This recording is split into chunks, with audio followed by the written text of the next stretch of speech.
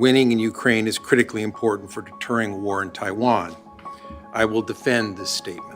Ukraine is not going to drive Beijing's decision whether to attack Taiwan. Instead, what's most critical for deterring a war over Taiwan is the military balance in Asia, namely U.S. and allied military strength that's relevant to the first island chain. I'm worried on our side, on the American side, that we're not focused enough. We're spending too much effort in places like Ukraine, but also the Middle East, etc. But also in Taiwan, there's far too little urgency and focus on building a military quickly that's capable. And Admiral Li Shimin is someone who's, I think laid out a vision that's very close to what I'm talking about, which is a military designed to defeat a Chinese invasion of the island. That's really what we need to be laser focused on.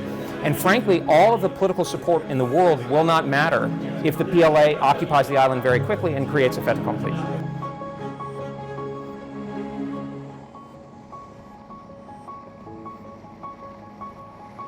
Because obviously the Chinese Communist Party and the Russians under Putin and Iran, I would argue, are allies. And the importance of deterrence is that you stand against an allied force that's a threat. So the separation that some, including Mr. Colby, wanted to make with regard to the Russian invasion of Ukraine and the threat to Taiwan or the Indo-Pacific is a separation that our adversaries don't make. So it's not facing up to the real threat.